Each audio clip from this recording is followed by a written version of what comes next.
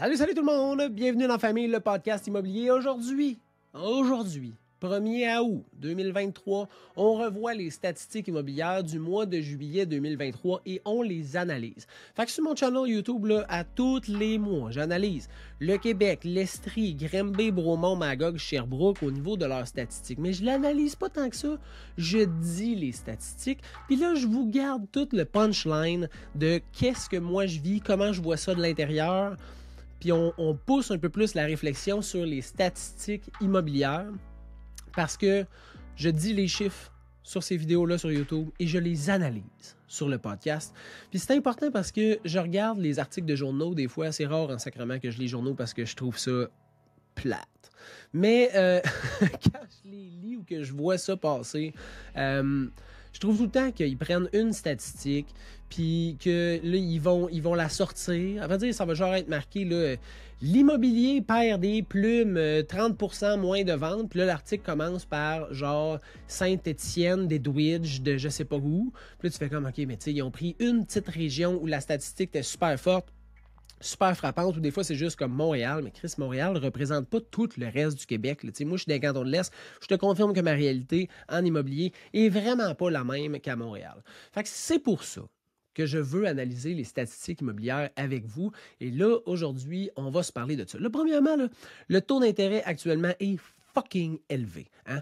Fucking élevé. Ça, là, c'est supposé de ralentir. Hein? Ralentir ça, là. L'assurance chère, le marché immobilier, la croissance des prix, l'acquisition des gens. Hein? Puis, ça marche fuck all. Ça marche peut-être pour bien des affaires, mais ça marche pas pour l'immobilier. Pourquoi je te dis que ça marche pas? Le nombre de ventes est en augmentation présentement. Fait qu'au Québec, on est passé de 7009 ventes à 7287 ventes en juillet. Ça veut dire qu'on a eu un mois de juillet plus intense que l'an passé. Hein? Ce qui est une belle augmentation. Pourtant, dans les journaux, ce qu'on lit, c'est que le marché, ça va pas bien. Là, ça perd des plumes. Non, on gagne des plumes. Le prix médian de vente est passé au Québec de 395 000 à 399 900. Fait on peut dire 400 000, on va se le dire. Fait il y a quand même encore pris de la valeur. Fait que le marché immobilier est encore en santé. Il y a plus de ventes, puis les propriétés se vendent plus cher. Au niveau du nombre d'inscriptions en vigueur, puis ça, c'est super important, une statistique nuancée et nuançable. L'an passé, là, il y avait 27 366 propriétés disponibles en juillet pour les acheteurs potentiels. Cette année, il y en avait 31 918. Donc, plus de propriétés disponibles cette année que l'an passé. Quand il y a plus d'offres, hein, normalement, on devrait voir comme une diminution du prix. Hein? On devrait voir plus de négociations. On devrait potentiellement voir peut-être moins de ventes parce qu'il y a moins d'urgence. Même s'il y a plus de choix, il y a comme moins d'urgence, il y a moins... Mais c'est pas ça qu'on voit, parce qu'on a vu une augmentation du prix puis on a vu une augmentation du nombre de ventes. Pourquoi il y a plus de propriétés disponibles? Il y a plusieurs raisons, je crois, qui peuvent venir appuyer cette statistique-là. Premièrement, le monde vieillisse. Fait qu'il faut qu'ils vendent leur maison. Il y a du monde qui veulent vendre leur maison parce qu'ils vieillissent. Deuxièmement, j'ai l'impression qu'il y a plus de séparation parce que j'en vois beaucoup. Ça fait que souvent le monde, hein, avec, mettons, ils ont acheté leur maison en 2020, 2021, une grande maison, ils se séparent, sont rendus tout seuls, ils ont leurs 2 enfants une fin de semaine sur 2. Ça se peut que ça soit 1 trop gros, 2 trop cher. T'sais. Puis la raison la plus probable, c'est, puis ça, je l'expérimente. Le marché présentement, là, je disais souvent qu'il était en normalisation, là, le marché, il est tranchant. Ça prend pas grand-chose pour que tu chies ta mise en marché. Fait que je te donne un exemple. Mettons là, que tu as une maison qui vaut ultimement entre 420, mettons entre 415 puis 430. Okay? Ta maison, elle a juste valeur marchande, c'est à peu près ça, 415 à 430. Tu as plusieurs façons de mettre ta propriété sur le marché. Tout dépendant de tes besoins, tout dépendant de tes attentes, de ta gestion du risque et de l'anxiété qu'une transaction peut créer, tu as plusieurs façons que tu peux gérer ta transaction. La première, c'est de mettre le prix le plus dispendieux possible pour essayer de faire un gros coup d'argent. Fait que, mettons, dans cette situation-là, mettre la maison à 4,50. Ce que ça va faire, c'est que ça va être fucking long à vendre, tu risques d'avoir des mauvaises conditions, te faire négocier, avoir vraiment pas beaucoup de visites.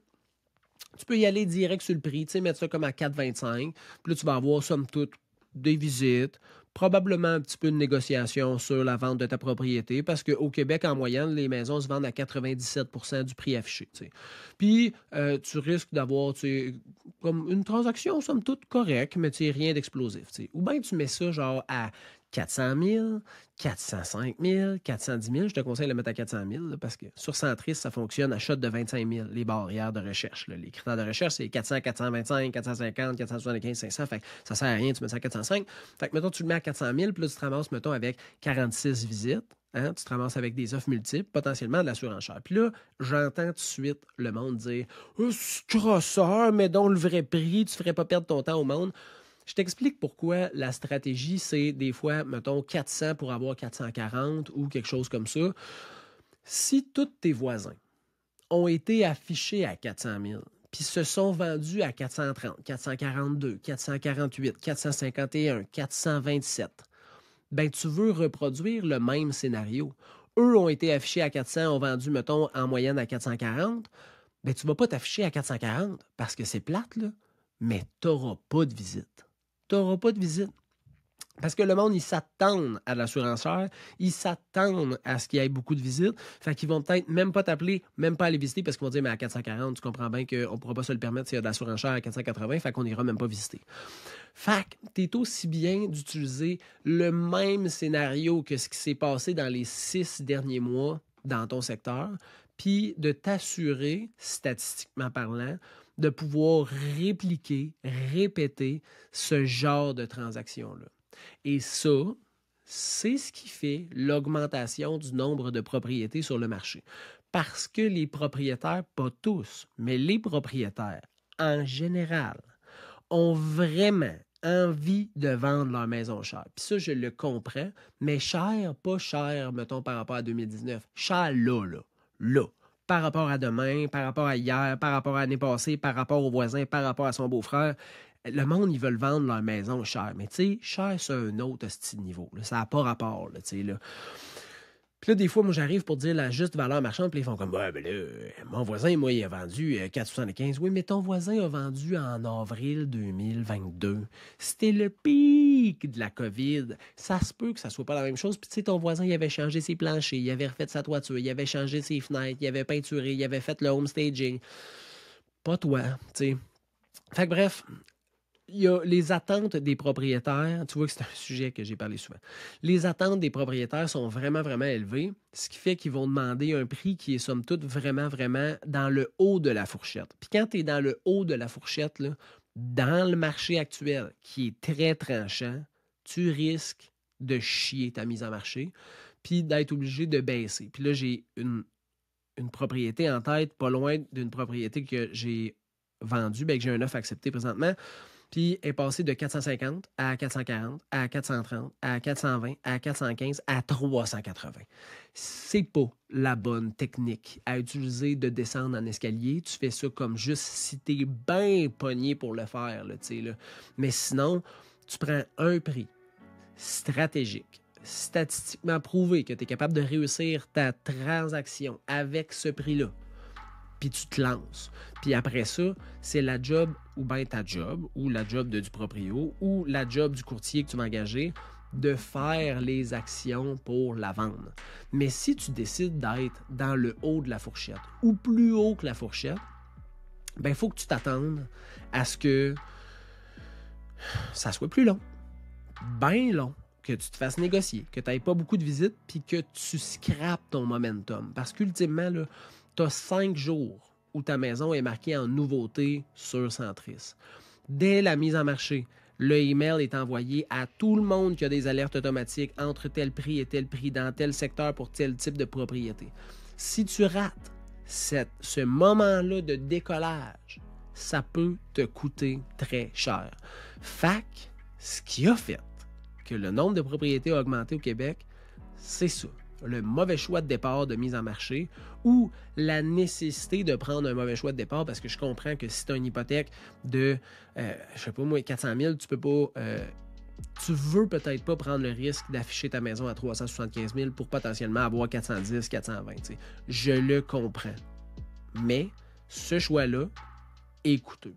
Puis c'est ça qui fait qu'il y a une augmentation du nombre de propriétés, une légère augmentation du délai de vente. Puis ce qui est vraiment positif, c'est l'augmentation du prix médian qui est passé de 395 à 400, l'augmentation du nombre de ventes qui est passé de 7009 à 7287, malgré le taux qui est super élevé. Ça veut dire que le marché immobilier présentement, là, il va bien. Il va bien. Tu peux rassurer ton marché. Il va bien. On va voir le mois prochain, on va voir l'année prochaine. Des fois, les gens me disent « Ouais, pour les 6 prochains mois, la prochaine année, comment tu vois ça? » Je vois pas ça. Dans le sens, je déteste faire des prédictions pour le futur, mais j'adore analyser les statistiques récentes du passé pour comprendre dans quoi je viens de passer, puis est-ce confirmer ou me dire « Non, mais j'avais pas la bonne vision dans le dernier mois. » Mais normalement, quand tu analyses les faits régulièrement sur une base, mettons, mensuelle, tu devrais bien t'en sortir, puis tu devrais savoir à peu près où est-ce que tu t'en vas. Fait que si jamais tu as un projet immobilier et tu as besoin de savoir où est-ce que tu t'en vas, tu peux me faire signe en m'écrivant sur info@serviceimmobilier.ca et ça va me faire plaisir de t'aider. Pour le reste, je te souhaite une super bonne fin de journée. Profite du reste de ton été, profite de tes kids avant qu'ils rentrent à l'école, profite de tout ça. Le mois d'août sera merveilleux et on va se revoir le mois prochain. Ciao!